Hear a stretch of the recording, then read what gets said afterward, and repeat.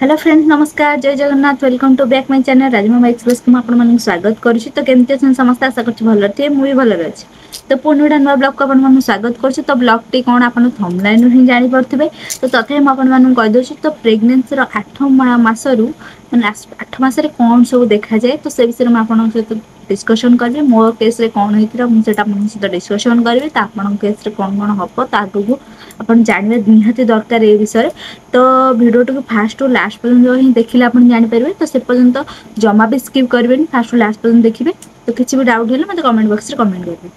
तो चलन तो देरी न कर वीडियो को स्टार्ट करिया।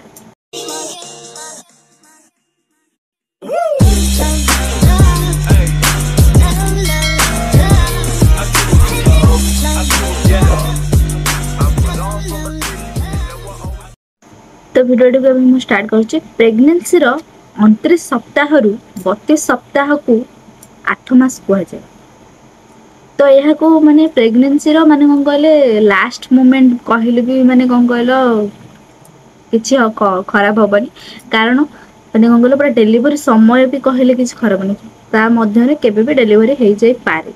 तो 8 मास रे कोन कोन सब महत्व सब जिंस रहिछि जहा द्वारा आपण मानकर कोन कोन सब हेइ थाए। तो ये हैला माने कोन कहले कोटारु कोटा नै कि माने कहले कोन माने को सप्ताह रु को सप्ताह 29 सप्ताह रु 32 सप्ताह को माने को जाय कोन 8 मंथ। तो 8 मंथ सेटा ही ए मासटा आपन पय बहुत इंपोर्टेंट डे ही थाए इंपोर्टेंट टाइम ही थाए।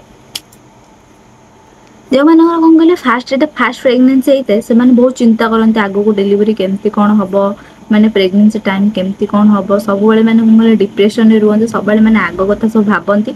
तो सब बेले माने बोले माइंड भीतर ही से कथा पुरे जन आगो कोन हबो डिलीवरी हे परबो तो पिला भलरे भलरे हे परबो। तो एई भला सब माइंड को सब आसे। तो एटा आसीबा निहा स्वाभाविक कथा। तो एटा समस्तंको केस रे ही आसे। तो मो केस भी आसतिला मत मु तो बहुत स्टार्टिंग प्रेगनेंसी रहले स्टार्टिंग रु ही मु भाबुतिल केमती कोन डिलीवरी हबो कोन नहीं। तो माने पूरा माइंड को पूरा डिप्रेशन आड़को ही नहीं पूरा डिप्रेशन भीतर ही सब बेले रहउतिल। तो देखिए प्रेगनेंसी टाइम रे माने कोन कहले काहे तो बेसी कथा होबे भल लागे ना। तो मु जे बेबी बॉय थिले बेसी काहे तो कथा होबे भल लागे ना पूरा माइंड अपसेट करी रखिया को इच्छा हुए माने काहे तो कथा होबा को इच्छा होइनी एमती सब ही सिम्पटम सब देखा। तो किछि महिला माने बहुत डर जाई थांती 8 मंथ रो कोन के जने आगु को हबो। तो माने मु आज आपण मानन सहित कहबी 8 मंथ रे कोन सब चेंजेस देखा जाय आपण पेट रे बढ़तुवा शिशु रो कोन कोन सब विकास देखा जाय 8 मंथ। तो से विषय में आपण सहित ए वीडियो रे डिस्कशन करबी। तो 8 मंथ प्रेगनेंसी टाइम बेलू कौन खाइबा दरकार कौन खाइबा दरकार नुहे और कौन खाइले शिशुर विकास केते माने मात्रा रे बढ़ी परिबो। तो फास्ट तो कहबी 8 मंथ बेलू कौन माने कोन बोलो प्रेगनेंसी कौन कौन सब चेंजेस देखा जाए। तो फास्ट तो कहबी माने कोन कहले 8 मंथ बेलू को पेटर साइज बहुत मात्रा रे बढ़ी जाए। माने जहा फल आपण बसिबा उठिबा माने बहुत माने कष्ट हो। मोर तो पूरा माने विश्वास करबेनी बहुत मात्रा पेट पूरा बढ़ी जाइतिला पूरा ओजन लागुतिला पेट आउ पूरा माने कोन बसी हबनी उठी हबनी सोई हबनी। तो बहुत कष्ट लगे। तापर तो कहबी जो आ मंगले बारंबार परिश्रा लगे कारण सेटा पेटटा बढ़िबा साइ फल रे माने मंगल बारंबार माने परिश्रा लगे।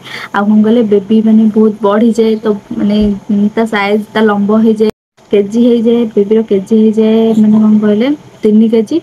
तो लंबा हो जाए 19 तो से बढ़ी पारे ना माने बढ़ी पारे बहुत माने कोन कहले माने बढ़ी जाए पेट तो माने ये तो पेट बहुत टाइट लगे।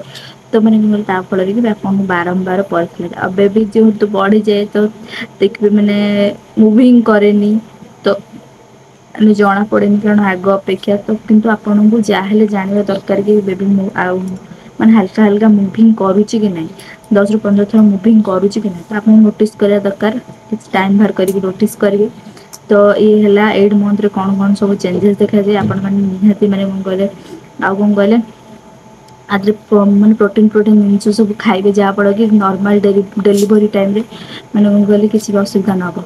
आ कोन कहले सब बेले आयरन कैल्शियम खाइथिबे नहले माने कोन कहले आगु माने ब्लीडिंग फ्लीडिंग बहुत हो जाए। तो सेति पई माने कोन कहले ब्लड बेसी हो जाए। तो सेति पई माने पिला हला बेल को ब्लड बेसी जाए जेते बेल कोन करिवे ना निजे हैरान हेबे। तो से आयरन कैल्शियम कंटिन्यूसली खाऊे पूरा डिलीवरी पर पर्यटन 6 मास पर्यंत भी कंटिन्यू करेंगे जहाँफल देहरे रक्त हम ହାଡ଼ ଷ୍ଟ୍ରଙ୍ଗ ରହିବ, ତୋର ବେବି ବି ଷ୍ଟ୍ରଙ୍ଗ ରହିବ। ତ ଏଇ ଥିଲା ଆଉ ପ୍ରୋଟିନ୍ ସବୁ ଜିନିଷ ଖାଇବେ। ତ ଇଏ ଥିଲା 8 ମନ୍ଥର କିଛି ମାନେ କଣ କହିଲେ ଇଏ ଯାହାକି ମାନେ ମୋ ସିମ୍ପଟମରେ ହେଇଛି ମୁଁ ଆପଣଙ୍କ ମାନଙ୍କ ସହିତ ସେୟାର କଲି।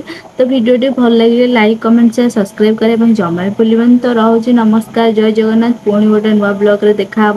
ତ ଭିଡ଼ିଓ କରି ହଉନି, ମାନେ ଜାଣିଥିବେ କେତେ କଷ୍ଟ ଭିଡ଼ିଓ କରିବା। ତ ଆଜି ବହୁତ ଲେଟରେ ଭିଡ଼ିଓ ହିଁ ପଡ଼ୁଛି। ତ ଆଉ କଣ କରିବା, ଆଡ଼େ ପିଲା ଇଏ ସେ ଘରେ ଯେତେବେଳେ ଭିଡ଼ିଓ କରିଥିବୁ ଏ ସେପଟେ ପଶି ଯାଉଥିବ, ସିଏ ସେପଟେ ପଶି ଆସୁଥିବ, ତ ହେଇପାରୁନି। ତ ମାଇଣ୍ଡ ଏପଟ ସେପଟ ହେଇଯାଉଛି। ତ ଭିଡ଼ିଓଟି ଭଲ ଲାଗିଥିଲେ ଲାଇକ୍ କମେଣ୍ଟ ସେୟାର ସବସ୍କ୍ରାଇବ୍ କରିବା ପାଇଁ ଜମା ଭୁଲିବେନି। ତ ତଥାପି ଯଦି କିଛି ମିଷ୍ଟେକ୍ ହେଇଯାଇଥିବ ତାହେଲେ ମୋତେ କ୍ଷମା କରିଦେବେ। ତ ପୁଣି ଥରେ ନୂଆ ବ୍ଲଗରେ ଦେଖାହବ। ସେ ପର୍ଯ୍ୟନ୍ତ ରହୁଛି ନମସ୍କାର, ଟାଟା।